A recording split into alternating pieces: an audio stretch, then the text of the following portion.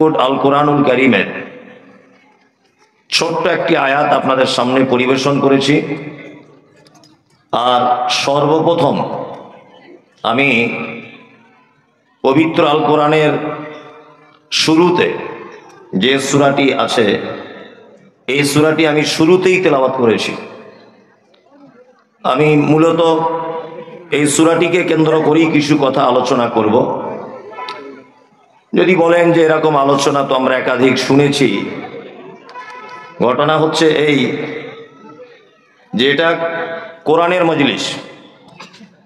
আপনি যতই শোনেন তারপরেও আপনি যদি বসেও থাকেন তবু আপনি এই বসে থাকার কারণে নেকি পেয়ে যাবেন।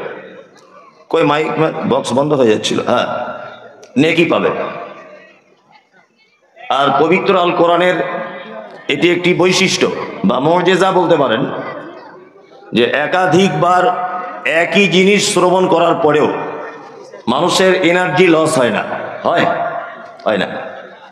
আপনাকে প্রতিনিয়ত যদি একটা গান শোনানো হয় ভালো একটা গায়কের, 2 দিন 4 দিন 5 দিন খুব ভালো লাগবে, তারপরে কিন্তু আর ভালো লাগবে না। লাগবে না। আপনি সে আপনার দাদুর হাত ধরে মসজিদে যেতেন, তখন আপনি মসজিদে নামাজ পড়তে পারতেন না, একটু বদমাইশি করতেন, গিয়ে পাখা সুইচ অফ করে দিতেন, তারপরে আরো অনেক বদমাইশি করতেন মসজিদে। তখন আপনার 4-5 বছর বয়স। আপনি তখন থেকে শুনে আসছেন যে ইমাম সাহেব ওই যে নামাজ শুরু করলেই আলহামদুলিল্লাহ রাব্বিল আলামিন। আজ আপনার 70, 75, 90 বছর বয়স, আপনি সেই একই পদ্ধতিতে চলছেন না? আপনি হয়তো ভাবছেন যে আমাদের ভাবটাই মনে হয় সূরা ফাতিহা দিয়ে, কলকাতায় যাই একই, ওই নামাজ শুরু করলেই আলহামদুলিল্লাহ রাব্বিল আলামিন। যদি মনে করেন একটু দিল্লি জামে মসজিদে যাই, আলাদা হতে পারে, একই। আপনি 5-6 লক্ষ টাকা খরচা করে হজ করে এলেন, কাবাতেও দেখবেন আল্লাহু আকবার আলহামদুলিল্লাহ রাব্বিল আলামিন। মানুষের তবুও বিরক্তির ছাপ মানুষের মনে আসে না? আসে। এখন কালকে যদি আপনাদের এলাকায় তো কারো নাম জানি না, হাফেজ মহরম ভাই পরিচয় হলো, উনি যদি কাল থেকে নামাজে সূরা ফাতিহাটা বাদ দিয়ে প্রথমে বাকারা দিয়ে শুরু করে, যে বলুন তো ওকে এলাকায় আর বসবাস করার সুযোগ থাকবে? থাকবে না। এরই নাম কোরআনের একটা আশ্চর্য মুজিজা, যে একাধিকবার শুনলেও মানুষের মনে বিরক্তির ছাপ আসে না। আল্লাহ সুবহানাহু ওয়া তাআলা পবিত্র কোরআনে সর্বপ্রথম যে আয়াত অবতীর্ণ করেছিলেন মুহাম্মদ সাল্লাল্লাহু আলাইহি ওয়াসাল্লামের উপর, ওই গারে হিরাতে, সেটি কি? ইকরা বিইসমি রাব্বিকাল্লাযী খলাক, 5টি আয়াত অবতীর্ণ করেছিলেন। নাম্বার 2, পবিত্র আল কোরআনের একটি সূরা আছে, আপনি যদি 3 বার যদি তেলাওয়াত করেন তাহলে পরিপূর্ণ কোরআন মাজিদ একবার তেলাওয়াত করলে যত নেকি হয় তত নেকি তার আমলনামাতে তুলে দেওয়া হবে। বলুন তো কোন সূরা? ইখলাস। বাহ, আপনারা তো ভালো জ্ঞানী মানুষ, সবই বলতে পারছেন আলহামদুলিল্লাহ। আচ্ছা, নাম্বার 3, পবিত্র আল কোরআনে একটি আয়াত রয়েছে, যে আয়াতটি তাওরাতে ছিল না, জাবুরে ছিল না, ইনজিলে ছিল না, কোন সহিফাতেও ছিল না। এর সমতুল্য আর কোন আয়াত অন্য কোন গ্রন্থের ভিতরে পাওয়া যায়নি, আজও যাবে না। সেটি পবিত্র কোরআনে আছে, আয়াতুল কুরসি, তাই না? জি। আপনি যদি রাতের বেলা শোয়ার সময়তে আয়াতুল কুরসি পড়ে আপনার হাতে ফুঁক দিয়ে সারা শরীরে যদি বলান, বা আয়াতুল কুরসি যদি আপনি আমল করেন, তাহলে আপনার মাল, আপনার বাড়ির সমস্ত কিছু দায়িত্ব এসে যাবে কার? আল্লাহ সুবহানাহু ওয়া তাআলার। আপনি যদি ফরজ সালাতের পরে আপনি যদি আয়াতুল কুরসিটা যদি তেলাওয়াত করেন, তাহলে আপনার জন্য জান্নাত অনিবার্য। কি বললাম বুঝলেন না? এত গুরুত্ব রয়েছে এই সমস্ত আয়াত বা সূরা ইখলাস। তাহলে আমি 3টি কথা বললাম, আয়াতুল কুরসি সূরা বাকারাতে আছে, আর সূরা ইখলাস, আর প্রথম অবতীর্ণকৃত 5টি আয়াত, ইকরা বিইসমি রাব্বিকাল্লাযী খলাক, খলাকাল ইনসানা মিন আলাক, ইকরা ওয়া রাব্বুকাল আকরাম আল্লাযী আল্লামা বিল কলম আল্লামাল ইনসান মা লাম ইয়ালাম। 5টি আয়াত। কিন্তু আমরা যখন পবিত্র আল কোরআন শুরু করি, প্রথমে আমরা কোন সূরাকে দেখতে পাই? ফাতিহা, তাই না? এর ভিতরে একটা মারাত্মক কথা লুকিয়ে আছে। সেটি হচ্ছে এই যে সূরা ইখলাস, এই সূরার ভিতরে শুধুমাত্র আল্লাহ সুবহানাহু ওয়া তাআলা নিজের পরিচয় প্রকাশ করেছেন, আর আমরাও আল্লাহ সুবহানাহু ওয়া তাআলা সেই পরিচয়টা এক বাক্যে দ্বিধাহীন চিত্তে মেনে নিয়ে আমরাও নামাজে বা এমনি সময়তে তেলাওয়াত করি, কুল হুয়াল্লাহু আহাদ। নবী আপনি বলুন আল্লাহ এক। আমরা সবাই আল্লাহকে এক বলে জানি কি জানি না? এতে কোনো সন্দেহ নেই, নেই তো নেই। এতে শুধুমাত্র তাওহীদ, শুধু আল্লাহর পরিচয়, এছাড়া আপনি আর কিছুই পাবেন না। নাম্বার 2, সূরা ফাতিহা, এর নাম সূরা ফাতিহা, কিন্তু এর অনেক নাম আছে। আরেকটি নাম হচ্ছে উম্মুল কিতাব, অর্থাৎ কিতাবের কি মা। মা মানে জানেন? আরবিতে শব্দের অর্থ হচ্ছে কেন্দ্রবিন্দু বা সেন্টার। আপনি যদি সূরা ফাতিহার শেষ পর্যন্ত শোনেন, আলহামদুলিল্লাহ আপনার অনেক উপকার হবে, এবং ভালো লাগবে না লাগবে জানি না, তবে উপকার হবে অনেক, আর অনেক কিছু জানতে পারবেন। আমি ভাঙা গলাতে একটা একটা একটা একটা একটা করে আপনাকে বুঝিয়ে বুঝিয়ে বলার চেষ্টা করবো ইনশাল্লাহ। আরবিতে এখানে সব জ্ঞানী মানুষরা বসে আছে, আপনারা ভাববেন না যে আমরা মনে হয় কিছু জানি না, আর মুমতাজুল ইসলাম ফাঁকা মাঠে এসে যা তা বলে দিয়ে চলে গেল, অত সহজ না, আমার চাকা জাম করে দিবে। কি বললাম বুঝলেন না? ওই জন্য আমি একটা একটা করে বুঝিয়ে বুঝিয়ে বলার চেষ্টা করছি। আমরা মাকে আরবিতে যে শব্দ ব্যবহার করি তার নাম উম্মুন। উম্মুন মানে মা। মা এটা আমরা জানি, কিন্তু শব্দের অর্থ হচ্ছে কেন্দ্রবিন্দু বা সেন্টার। যেমন কাবাকে বলা হয় উম্মুল কুরা, মক্কাকে কি বলা হয়? উম্মুল কুরা, অর্থাৎ গ্রাম সমূহের সেন্টার। সারা পৃথিবীর মানুষ ওখানে হজের টাইমে একত্রিত হয়, এই জন্য কি সেন্টার। আমি মুমতাজুল ইসলাম, আমার এক ছেলে এক মেয়ে। আমার ছেলেকে জিজ্ঞেস করবেন তোমার আব্বার নাম কি? মুমতাজুল ইসলাম। আপনি আমাকে জিজ্ঞেস করবেন আচ্ছা মুমতাজুল তোমার আব্বার নাম কি? আমার আব্বার নাম মোহাম্মদ মুস্তফা। তাহলে আমার বেটা হলো, মুস্তফার পক্ষ থেকে আমি হলাম, তাই তো? আচ্ছা আমার পক্ষ থেকে আমার বেটা হলো, আমার বেটার পক্ষ থেকে আমার পোতা হলো। আপনি যদি আমার পোতা থেকে ব্যাকে আসেন, তাহলে আমার পরিবারের মূল কে? কে? আমার মা। আমার মা না, আমার মা। মায়ের পেট থেকে আমি হয়েছি, তারপরে আমার স্ত্রী পেট থেকে আমার বেটা, আমার বৌমার পেট থেকে হয়েছে আমার পোতা। এইভাবে যদি ব্যাকে আসেন, তাহলে আমার বাড়ির মেন কেন্দ্র কে? আমার মা। আল্লাহ সুবহানাহু ওয়া তাআলা উম্মুল কিতাব বলতে যেটা বোঝাতে চেয়েছেন সেটা হচ্ছে এই যে পবিত্র আল কোরআনের ভিতরে আল্লাহ সুবহানাহু ওয়া তাআলা যত কথা বলেছেন, যত কথা, তার মূল সারাংশ, তার মূল বিষয়টি আল্লাহ সুবহানাহু ওয়া তাআলা সূরা ফাতিহার ভিতরে লিপিবদ্ধ করে দিয়েছে। আল্লাহু আকবার। যত কথা এর ভিতরে আপনি তাওহীদ পাবেন, আল্লাহর পরিচয় পাবেন, এর ভিতরে ইবাদতের ধরন পাবেন, এর ভিতরে রবের কাছে সাহায্য পাবেন, এর কাছে আপনি যে বান্দা আর সে যে রব, এইটার ডিফারেন্স পাবেন। সব কিছু আপনি এর ভিতরে পেয়ে যাবেন। সূরাটির অনেক নাম আছে, আরেকটি নাম আছে সূরাতুশ শিফা। এই সূরাটির নাম হচ্ছে আরোগ্য দানকারী একটি সূরা। কি বললাম বুঝলেন তো? আপনাদের মজার ঘটনা শোনা আছে না হাদিসের, যে সাহাবায়ে কেরামগণ একটা দল রাস্তা দিয়ে হেঁটে হেঁটে যাচ্ছিলেন, ওনাদের কাছে খাদ্য খাবার কিছু ছিল না, সব শেষ। হ্যাঁ, খুব টেনশনে পড়লেন। হঠাৎ করে একটা লোক চলে এলো, এসে বলছে যে তোমাদের ভিতরে কি কেউ কোনো দোয়া জানো?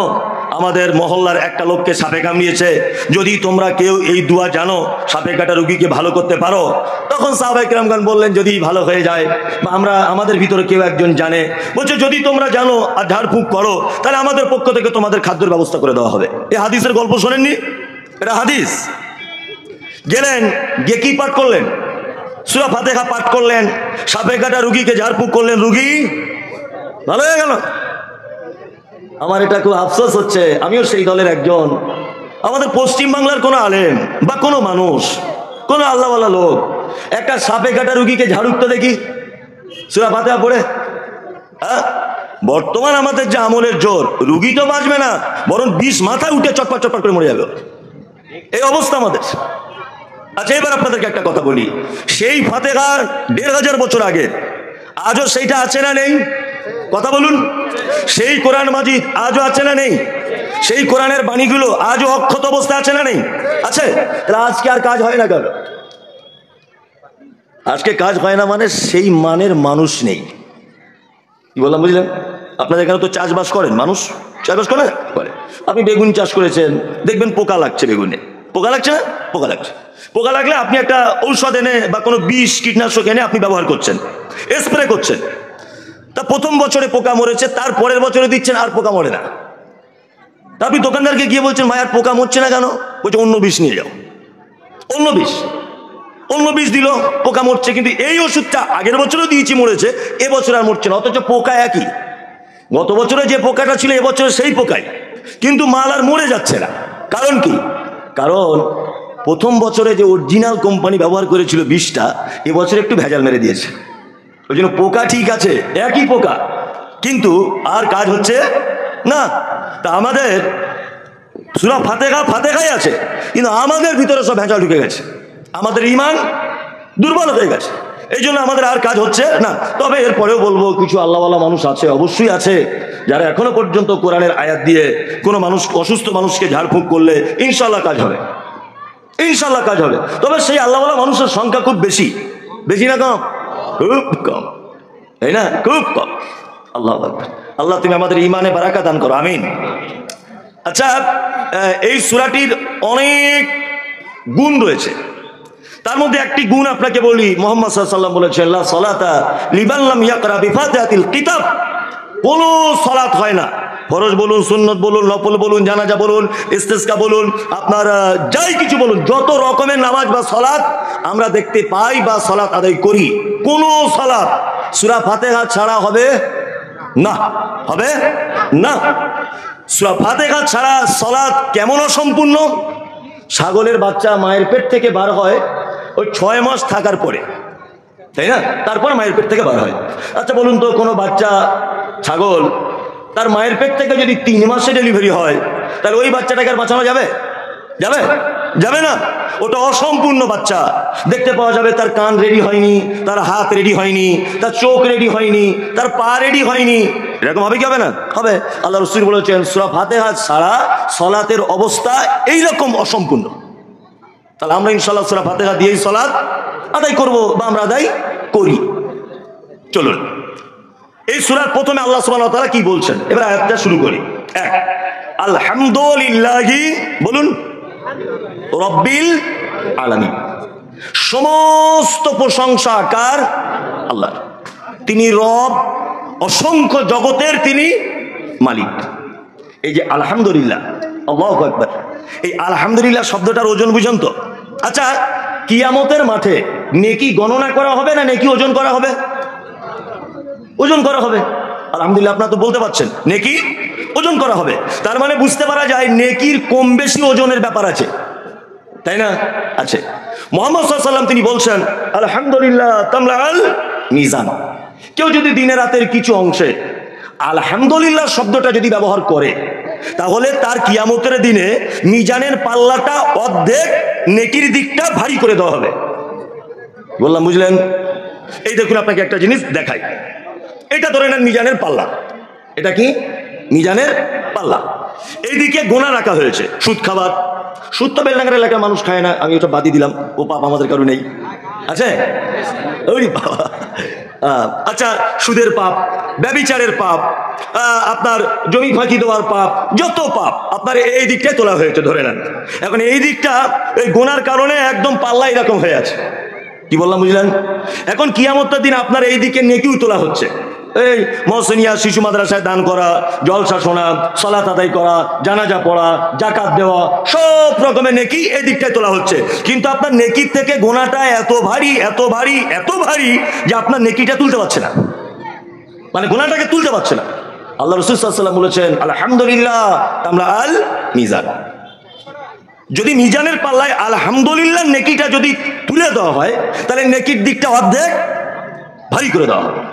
আমরা আলহামদুলিল্লাহ বলি তো সারাদিনে। হ্যাঁ ভাই, কেমন আছেন? কি বলতে হবে? ওটা আমরা বলি না। আমরা কি বলি? হুজুর আপনার দুয়ায় আল্লাহর রহমতে ভালো আছি। দেখবেন বেশিরভাগ মানুষ বলে, কেমন আছেন ভাই? আপনাদের দুয়ায় আল্লাহর রহমতে ভালো আছি। বলছি কি বলছে না? আজকেই আমি ওখানে বসে আছি, একজনকে জিজ্ঞেস করছি, ভাই কেমন আছেন? বলছে আপনাদের দুয়াতে খুব ভালো আছি। ওকে আমি জীবনেই চিনি না, আমি ওই লোকটাকে জীবনেও চিনি নি, তা আমি ওনার জন্য দোয়া করতে যাবো কেন? আর কবেই বা দোয়া করেছি ওনার জন্য যে আল্লাহ এই লোকটাকে ক্ষমা করে দাও? কবেই বা দোয়া করেছি? এটা একটা ভুল শব্দ আমরা ব্যবহার করি। কোন মুসলিম, আপনি একজন মুসলিম হিসাবে এসে আপনাকে সালাম দিল, ওয়ালাইকুম আসসালাম রহমতুল্লাহ, ভাই আপনি কেমন আছেন? আলহামদুলিল্লাহ। আপনার দোয়াতে আল্লাহর রহমতে ভালো আছি, এই কথাটার ভিতরে একটু কেমন কেমন গন্ধ পাওয়া যায়। তার মানে বোঝা যায় যে আপনি যদি দোয়া না করতেন তাহলে মনে আল্লাহ রহমত করতো না, অথচ আমি কোনোদিনই দোয়া করিনি। কথাটা এরকম নয়? এরকম। নাম্বার 2, আলহামদ মানে সমস্ত প্রশংসা কার? আল্লাহ। আপনাকে এবার আমি আর একটা জিনিস বোঝাই। আরবিতে কিছু কিছু শব্দ সাধারণ মানুষও ব্যবহার করে, আলেম ওলামারাও আমরাও ব্যবহার করি। যেমন আমরা বলি শুক্রিয়া, ভাই শুক্রিয়া বলে না? শুক্রিয়া শব্দ ব্যবহার করি কি করি না? কেউ কিছু দিল শুক্রিয়া বলি কি বলি না? বলি।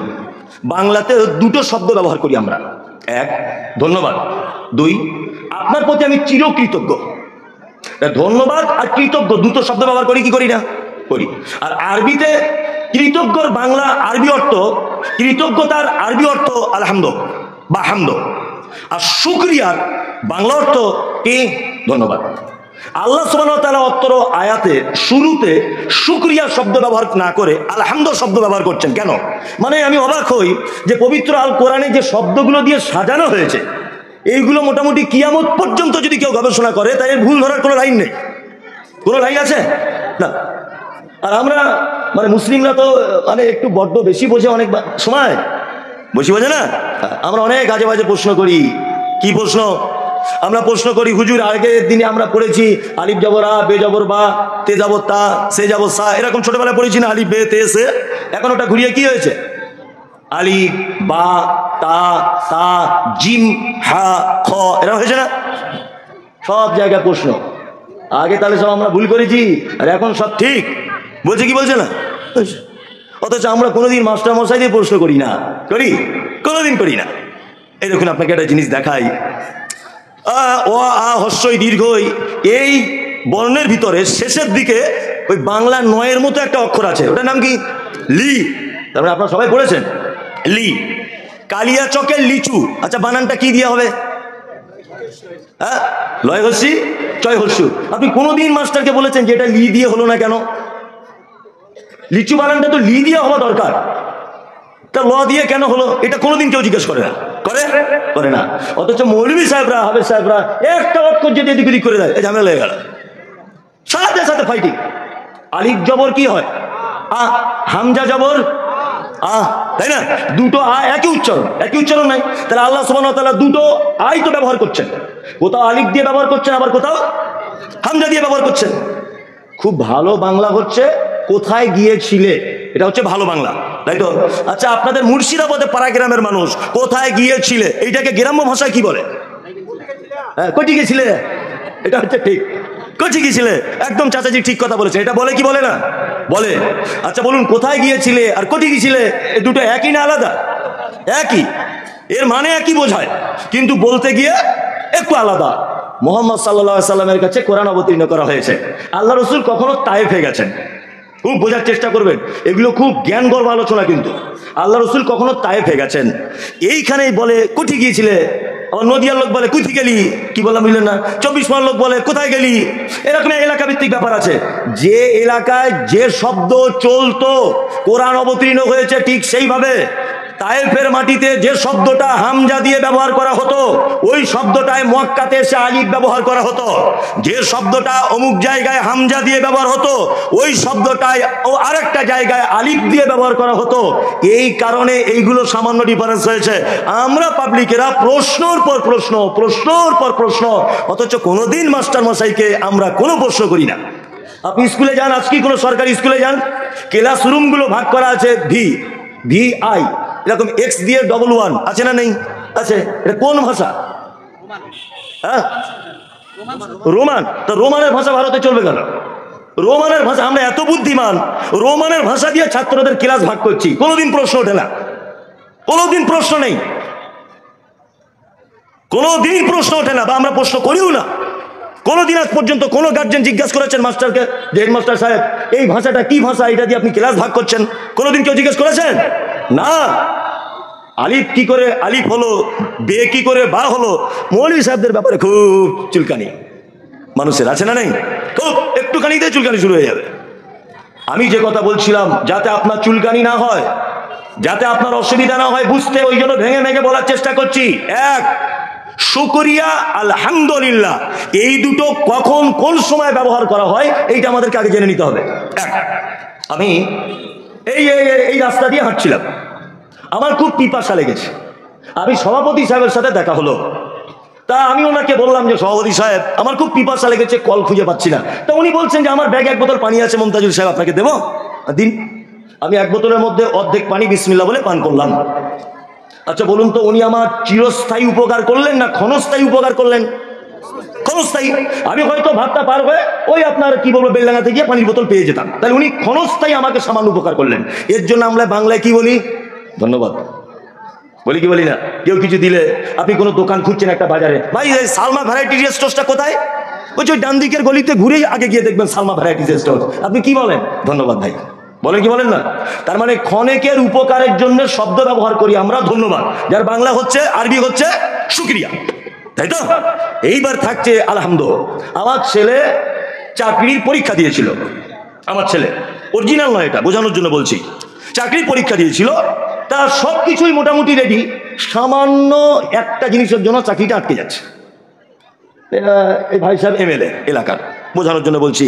তা আমি এমএলএ সাহেবকে গিয়ে বলছি যে আপনি যদি একটা সিগনেচার করে দেন আমার বেটার চাকরি হয়ে যাবে। তা উনি ভালো মানুষ, আল্লাহওয়ালা মানুষ, উনি বলছেন মমতাজুল সাহেব আপনি যখন এসেছেন আর ফেরাবো না, ঠিক আছে, ক্যাট ক্যাট ক্যাট ক্যাট করে সইটা করে দিল, আমার ছেলের চাকরি হয়ে গেল। আচ্ছা বলুন তো, ওনার একটা সয়ে আমার ছেলে কতদিন সরকারি সুবিধা ভোগ করবে? মিনিমাম 60 বছর, তাই না? আচ্ছা এইবার বলুন, ওনাকে আমি ধন্যবাদ জানাবো না ওনাকে আমি এই শব্দটা বলবো, আপনার প্রতি আমি চিরকৃতজ্ঞতা প্রকাশ করছি? কোনটা? চিরকৃতজ্ঞতা। মানে এক কথায় সংক্ষিপ্ত ছোট আকারের ক্ষণস্থায়ী উপকার যদি কেউ করে তার জন্য আমরা কি বলবো? শুকরিয়া, ধন্যবাদ। কিন্তু লং টাইম আপনাকে যদি কেউ উপকার করে তার জন্য আমরা কি বলবো? চিরকৃতজ্ঞ প্রধান সাহেব আপনার কাছে আমার, বলবো কি বলবো না? এইবার বলুন, আল্লাহ আপনাকে মানুষ রূপে পৃথিবীতে পাঠিয়েছেন, আমি মমতাজুল ইসলাম, আপনি আশরাফুল, অমুকজন আব্দুল কুদ্দুস, ওর নাম সাইফুল, ওর নাম ফটিক, ওর নাম ফিটু, সবাই আমাদের জন্ম থেকে নিয়ে এই 60 বছর বা 70 বছর বা 50 বছর আপনি বেঁচে আছেন। আচ্ছা বলুন তো, আল্লাহ সুবহানাহু ওয়া তাআলা আমাদের খুব বেশি উপকার করেছেন না অল্প উপকার করেছেন? কি চরম। এই যে অক্সিজেনটা নিচ্ছেন এটা কার? কার? আল্লাহ। আপনার যে চোখের আই পাওয়ার এটা কার? আল্লাহ। আমি অবাক হই মাঝে সাঝে, আসলে আমি তো বক্তা, আমি বক্তব্য দিই, আমি বড় আলেম নয়, আমার তেমন ইলমিয়া তো নেই, তবে আমি বক্তা, আমি বক্তব্য দিতে পারি। আপনি যদি এখন আমাকে বলেন 5 ঘন্টা বক্তব্য দিতে হবে, আমি ঠিক দিয়ে দেবো, কোনো সমস্যা নেই। কিন্তু যদি আপনি আমার কাছে বোখারিটা খুলে বলেন একটু পড়িয়ে দেন, আমি পারবো না। আমি মাঝে সাথে গবেষণা করি ছোট মাথায়। এই যে হাতটা আমরা এরকম করছি, এটা ফোল্ডিং সিস্টেম, তাই না? আচ্ছা কোনো মোটর সাইকেলের যদি কোনো পার্টস এরকম হয় 24 ঘন্টা, বলুন তো দেখি 2-4 মাস পর ওরা জং লেগে গিয়ে দোকানদার বলবে কি বলবে না যে একটু গ্রিস করে নেন? বলবে? এই যে ফোল্ডিং সিস্টেম, জন্ম থেকে নিয়ে মৃত্যু পর্যন্ত ফোল্ডিং সিস্টেম। এটা কোনোদিন কেউ বলেছে যে একটু খুলে নাট বল্টুটা হালকা একটু গ্রিস মেরে নেন? বলেছে না। এটা লং টাইম গ্রিস ব্যবহার করে দিয়েছেন কে? আল্লাহ। আপনার চোখের আই পাওয়ার, জন্ম থেকে নিয়ে মৃত্যু পর্যন্ত আপনি এই পাওয়ার ভোগ করছেন, এটা আপনার জন্য লং টাইমের উপকার। আপনি নিঃশ্বাস নিচ্ছেন, আপনি খাদ্য ভক্ষণ করছেন কি করছেন না, লং টাইম এটা আপনার উপকার। তার মানে আল্লাহর জন্য আমাদের কৃতজ্ঞ হিসেবে যে শব্দ ব্যবহার করতে হবে সেটা হচ্ছে আলহামদুলিল্লাহ। খুব মনোযোগ দিয়ে শুনবেন। এইবার আপনাকে আমি আর একটা কথা বলি, আলহামদুলিল্লাহটাই যদি একটা আয়াত বলি মোটামুটি 2 ঘন্টার কাছাকাছি চলে যাবে ইনশাআল্লাহ। এক, সমস্ত প্রশংসা আল্লাহর হবে কেন? এটা তো আমরাও করি না আর জানার চেষ্টাও করিনি, আর আমরা সত্যি সমস্ত ব্যাপার আল্লাহ প্রশংসা করি না। আমি একটা ফার্নিচারের মিস্ত্রি, ছুটোর মিস্ত্রি আমি। তো আমি একটা খুব সুন্দর খাট বানিয়েছি, খুব সুন্দর। আচ্ছা আপনি এই খাটটা যদি দেখেন, প্রথমে কাকে খোঁজ করবেন? মিস্ত্রিকে। আর প্রশংসা যদি করেন কার করেন? মিস্ত্রি করেন। সত্যি সাংঘাতিক মিস্ত্রি, হাতের কাজ কি, তাই না? আপনি একটা 2 তলা বিল্ডিং বানালেন, খুব সুন্দর ডিজাইন করে, বিল্ডিংটা দেখেই আমরা প্রশংসা জ্ঞাপন করি কার? না, যে বিল্ডিং এর মালিক তার নয়, মিস্ত্রি, যে সত্যি কাজ সুন্দর কাজ করি কি করি না? করি। আমি একটা BMW গাড়ি কিনলাম, 1 কোটি টাকা দাম, তেল আমি বলেছি, গাড়ি আমার, ড্রাইভার আমার, টাকা দিয়ে পোষা। আমি যে রাস্তায় চলি সরকারকে ট্যাক্স দিই, তাই না? কিন্তু আল্লাহ শব্দ ব্যবহার করছেন আলহামদুলিল্লাহ, সমস্ত প্রশংসাবার। বিএমডব্লিউ গাড়িতে আমি 1 কোটি টাকা দিয়ে, আমার টাকা দিয়ে কিনলাম, আমি আমার টাকায় পেট্রোল ভরলাম, আমার টাকায় ড্রাইভারের বেতন দিয়ে ড্রাইভার রাখলাম, রাস্তায় ট্যাক্স দিয়ে গাড়ি চালালাম, কিন্তু প্রশংসা আল্লাহ কার? এ কেমন কথা? আমার টাকা দিয়ে আমি বাড়ি করলাম, প্রশংসা আল্লাহ। জি, আল্লাহ করতেই হবে, কোনো উপায় নেই গোলাম হোসেন, কোনো উপায় নেই। আপনি প্রতিটা জিনিসে শেষ পর্যন্ত যদি পৌঁছে যান, তাহলে আল্লাহ ছাড়া দ্বিতীয় কাউকে খুঁজে পাওয়া যাবে না। আমি কাঠের মিস্ত্রি, ভালো কাঠ বানালাম, কাঠ দিয়ে পৃথিবীর কোনো ল্যাবরেটরিতে, পৃথিবীর কোনো যান্ত্রিক সহযোগিতায়, পৃথিবীর কোনো রকম পদ্ধতিতে 1 হাত কাঠ কেউ তৈরি করতে পারে? কাঠ কি থেকে হয়? গাছ থেকে। গাছ কার সৃষ্টি? আল্লাহ। আমি গাড়ি চাপছি পেট্রোল, পৃথিবীর কোনো মেশিন আবিষ্কার করা সম্ভব হয়েছে? হ্যাঁ, আমি মমতাজুল বিএমডব্লিউ চাপবো বলে আল্লাহ সুবহানাহু ওয়া তাআলা পেট্রোল মাটির তলাতে মজুদ করে রেখে দিয়েছেন আগে থেকে। আপনি বাড়ি করেছেন, ইটের গাঁথনি, ইট কি দিয়ে তৈরি?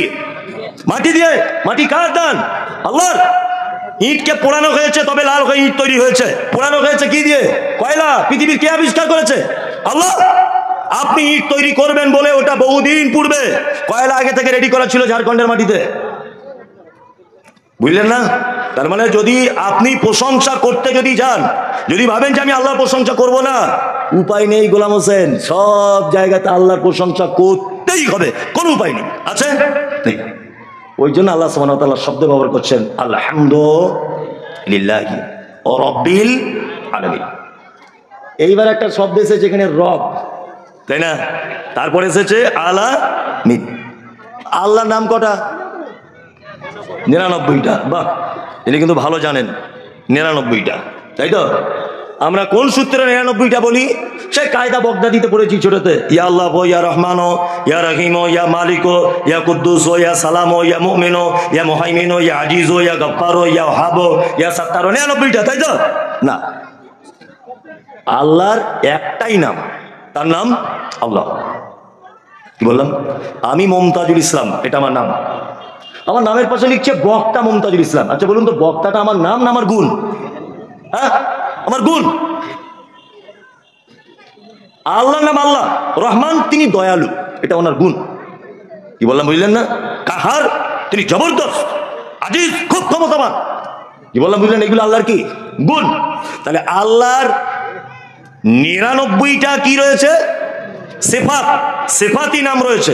আল্লাহর নাম আল্লাহ, এক আল্লাহ। এইবার আপনাকে আরেকটা মজার কথা বলি, আপনি অবাক হবেন এই কথাটা শুনলে, যে আল্লাহ 99টা নামের ভিতরে ইয়া রব্ব, এটা আছে? কারো জানা আছে? আছে? নেই। রব্ব নামটা নেই। এ আবার তাহলে রব কোথা থেকে এলো? এটা আমাদের বুঝে নিতে হবে। আদম আলাইহিস সালামকে যখন আল্লাহ তাআলা পৃথিবীতে তৈরি করলেন, যখন তৈরি করলেন, তৈরি করার পরে বিস্তারিত ঘটনা, আমি একেবারে মূল কথাটা বলছি। আদমকে জিজ্ঞাসা করছেন আল্লাহ সুবহানাহু ওয়া তাআলা, আলাস্তু বিরাব্বিকুম, আদম তুমি বলো আমি কি তোমাদের রব নয়? এটা বলা হয়েছিল কি হয়নি? হয়েছিল। আদম আলাইহিস সালাম কি বলেছিলেন? ক্বালু বালা, আল্লাহ হ্যাঁ নিশ্চয় আপনি আমাদের রব। তাহলে পৃথিবীর সূচনাতে আল্লাহ আমাদের কাছ থেকে নিজের কি নামের স্বীকৃতি নিয়েছেন? রব, তাই তো? আল্লাহ এই কথা বলেননি আদম বলো তো আমি কি তোমাদের আল্লাহ নয়, এটা বলেছেন না? কি বলেছেন? রব, আমি কি তোমাদের রব নয়, এটা বলেছেন। নাম্বার 2, তাহলে সূচনাতে রবের স্বীকৃতি নিলেন। এবার একটা মানুষ মারা গেল, মারা গেল, কবরে কটি প্রশ্ন করা হবে? বা আপনার সবই তো জানেন। প্রথম প্রশ্ন কি? মান রব্বুকা। এখানে বলা হচ্ছে না যে মান আল্লাহ, আল্লাহকে বলো। কি বলা হচ্ছে? মান রব্বুকা, তোমার রব কে বলো। তাহলে শুরুতে আল্লাহ আমাদের কাছ থেকে স্বীকৃতি নিয়েছেন রব কে, আর মারা যাওয়ার সময় কবরে প্রশ্ন করা হবে মান রব্বুকা, তোমার রব কে। তাহলে শুরুতেও রব, শেষে রব। মাঝখানে এবার চলে আসুন, আপনার রুজির অভাব, ছেলে মেয়ে হয় না, আপনি অসুখে আছেন, দুনিয়াতে অকল্যাণে আছেন, কল্যাণের প্রয়োজন। আমরা কি করি? নামাজের পরে দোয়া করেন। নামাজে কি করেন? আলহামদুলিল্লাহি রাব্বিল আলামিন, তাই তো? প্রথমে সূরা ফাতিহা পড়লেন, ওখানে রব। আচ্ছা, এবার আল্লাহু আকবার গিয়ে রুকুতে গেলেন, কি দোয়া বলেন? সুবহানা রাব্বিয়াল আলা, আজিম, রুকুতে গিয়ে আজিম। তাহলে ওখানে হলো কি? রব। এবার আপনি রুকু থেকে উঠলেন, কি দোয়া বলেন? রব্বানা লাকাল হামদ। এখানেও কি? রব। এবার আপনি সেজদায় গেলেন, সেজদায় গিয়ে কি দোয়া বলেন? সুবহানা রাব্বিয়াল আলা। ওইখানেও রব। নামাজ শেষ হয়ে গেল, এইবার আপনার অভাব অভিযোগগুলো আপনি আল্লাহর কাছে চাইবেন। রব্বানা আতিনা, এখানে রব। রব্বানা যালামনা, এখানে রব। পবিত্র আল কোরআনে যত দোয়া, অর্থাৎ বান্দাকে যত জায়গায় আল্লাহ বলেছে অভাব অভিযোগের জন্য, আমাকে যখন তোমরা ডাকবে আমার নাম রব দিয়ে আমার কাছে প্রার্থনা করো। বুঝতে পারছেন কি বলছি? যত জায়গায় দুয়ার ব্যাপারে শব্দ এসেছে, রব্বানা লা তুযিগ কুলুবানা, রব্বানা যালামনা, রব্বানা আতিনা, রব্বানা ফাগফির লানা, রব্বানা, সব জায়গায় রব্বানা রব্বানা রব্বানা। রব আছে না নেই? আছে। এইবার আমাদেরকে জেনে নিতে হবে যে রব এমন কি ইম্পর্টেন্ট আল্লাহ সুবহানাহু ওয়া তাআলার নাম, সব জায়গাতে শুধু রব। এইবার আপনাকে একটা কথা বলি, আল্লাহর 99টা সিফাত টোটালে যা সমস্ত কিছু রবের ভিতরে দিয়ে দেওয়া হয়েছে। রবের বাংলা অর্থ হলো যাহার যেখানে যতটুকুন প্রয়োজন বিনা চাওয়াতে যিনি দিয়ে দেন তিনি কে? রব। তিনি কে? রব। আশ্চর্য ব্যাপার।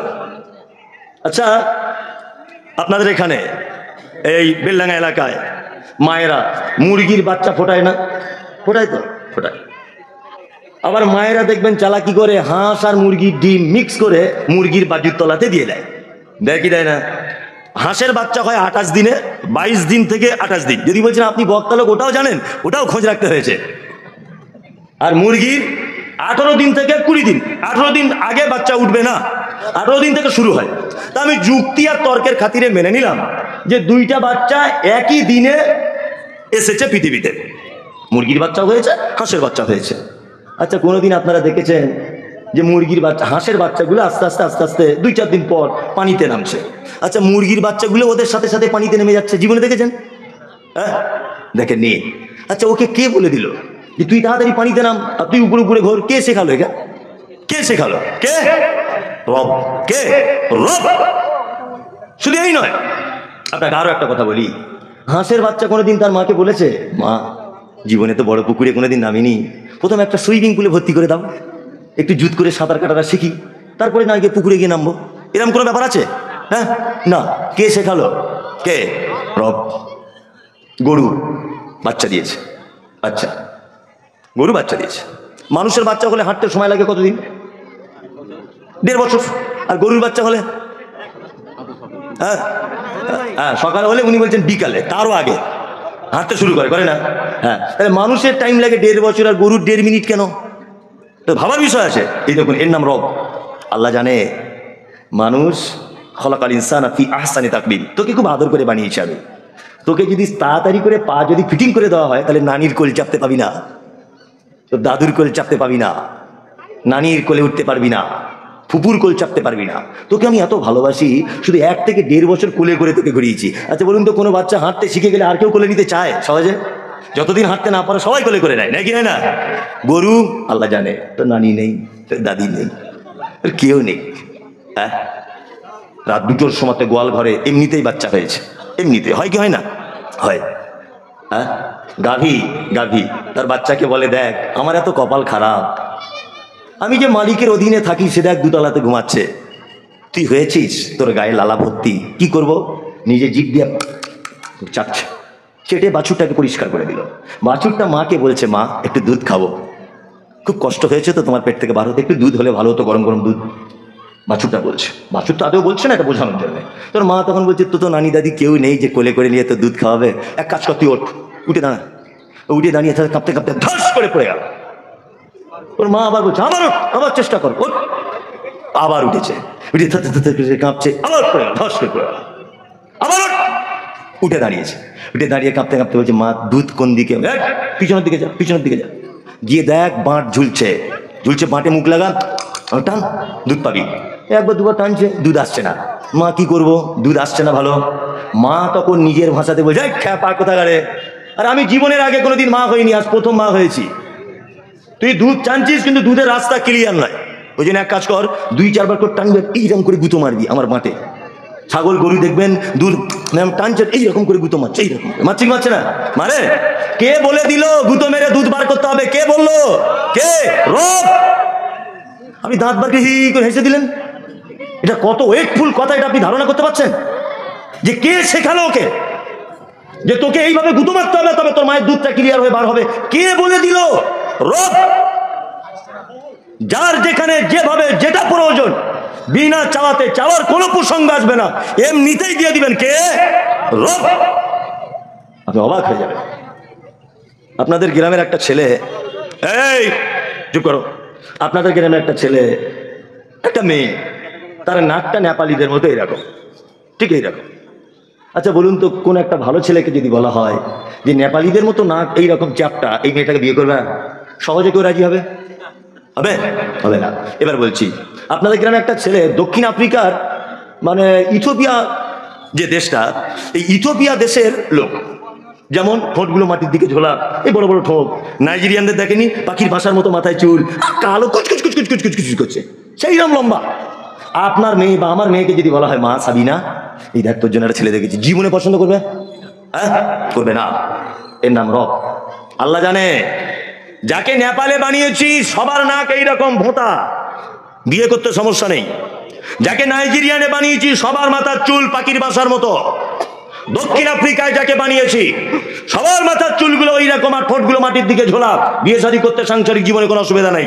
তোমাকে বানিয়েছি পশ্চিম বাংলার ভাপ্তা শহরে, বেলডাঙ্গার মাটিতে, এইখানে আর 5 জনের নাক যেমন, আর 5 জনের চুল যেমন, তোমারও ঠিক তেমন সামঞ্জস্যতাপূর্ণ দিয়ে তোমাকে আমি সৃষ্টি করেছি। তোমার বেটার নাক যদি আফ্রিকাদের মতো করে দিতাম, জীবনে কোনো ভালো মেয়ে তোমার বেটাকে পছন্দ করতো না। এর নাম কি? রব। আপনি অবাক হবেন। রবের যদি ব্যাখ্যা বিশ্লেষণ করা হয় আপনি আশ্চর্য হয়ে যাবেন, এসব কি কথা বলছেন আপনি? এর নাম রব। কোনোদিন চাওয়া লাগবে না, চাওয়া ছাড়াই প্রয়োজন মতো দিয়ে দিবেন কে? আল্লাহ। আমরা অনেক সময় কটা পর্যন্ত হবে? 12টা ছেড়ে দেবো নাকি?